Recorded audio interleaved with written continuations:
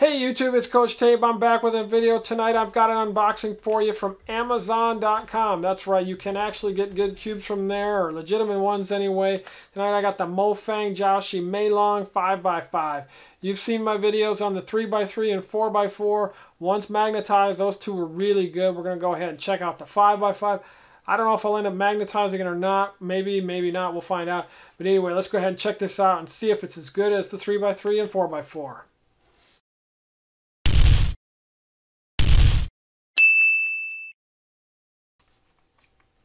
Okay, we are talking about the Meilong 5x5 from Mofang Jiaoshi budget line of cubes. This is their super cheap budget line. Got this off of Amazon.com. You can get it for dirt cheap from the Cubicle or Speed Cube Shop or whoever. All right, kind of a flat plastic. You know, the semi-dull but nice shades that the 3x3 and 4x4 have had. This is very light. I'll have the measurements for you at the end of the video, of course. All right, first impressions. Smooth. A little bit of spring noise, not bad, but kind of like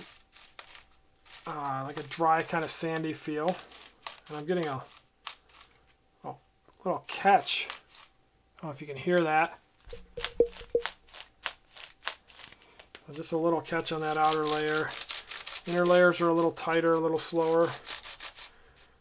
But overall, not bad at all. Ooh, okay. Well.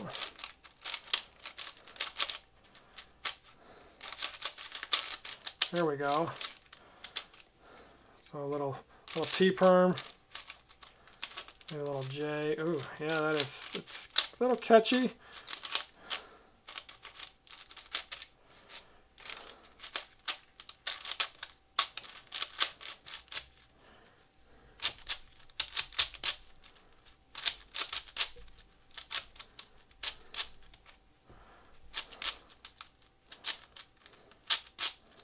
And H-perm, you know, it's so not the smoothest or greatest turning right out of the box.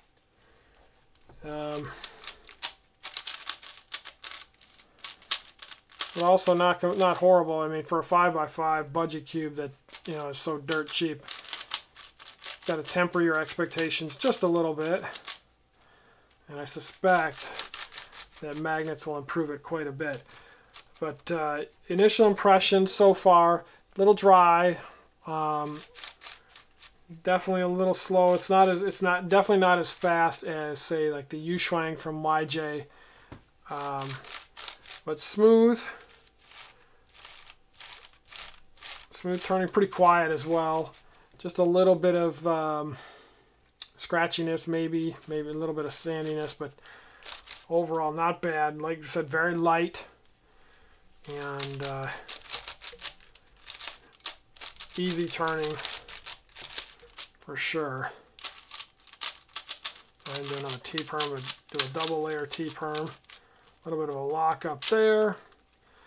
You know, nothing too crazy as far as lockups or issues.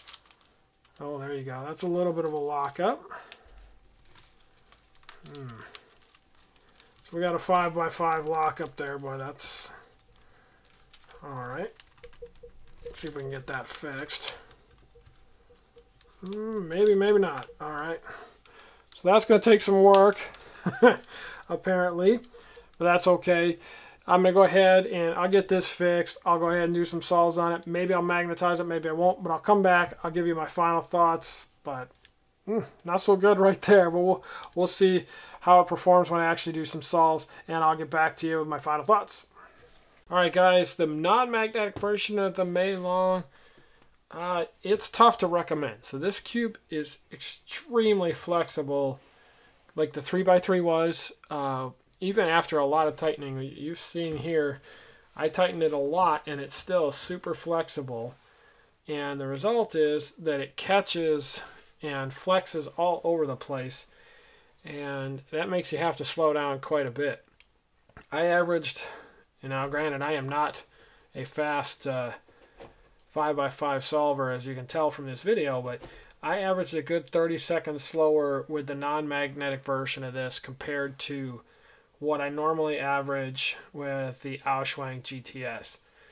And so in the non-magnetic state, it's a little tough to recommend. It is dirt cheap, but it is super flexible, and that makes it unstable and really just tough to recommend. In fact, I mean, I even had trouble doing scrambles with it because it is so catchy and locky in the non-magnetic state. You can see there some of that. Smooth turning, not super fast, and just too unstable really to recommend wholeheartedly without magnets. On the other hand, with magnets, this cube kind of comes alive, much like the 3x3 does, much like the 4x4 does. With magnets, this turns into a really good cube. Performance really picks up. It becomes very stable without becoming stiff or unusable. I magnetized this myself. I used 4x1.5 and 35s throughout. I probably would make them a little stronger if I had it to do over again, but it fixes basically all of the flexing issues and really just improves the cube quite a bit and becomes what is probably the best budget 5x5. Your other options really are the Little Magic and the Yaoshwang. The Yaoshwang I just don't recommend because of how catchy it is. But this one, you know, it's not super fast, but the turning is smooth, and it really is it's just stable enough. Performance is good. It's not overwhelming performance. It's not world-beating performance, but it's good performance, especially for the price. It's dirt cheap.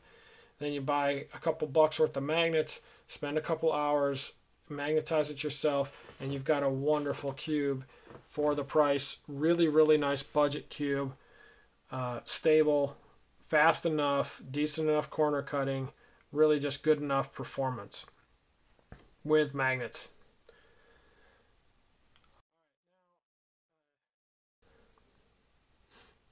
All right, let's get to the bottom line. So the bottom line, 62 millimeter, 120 grams. It's a light cube, lighter than some other 5x5s. It's cheap, has a nice compact size at 62 millimeters, and performance is decent.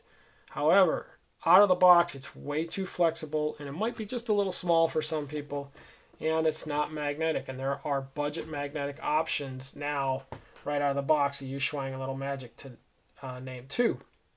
However, once magnetized, if you're willing to do this yourself, turns into an excellent cube, and I highly recommend it.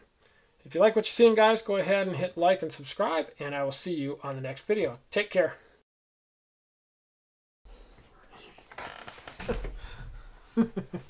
Listen, I'm making a video. I'm trying to make a video. All right. You just made the outtake reel.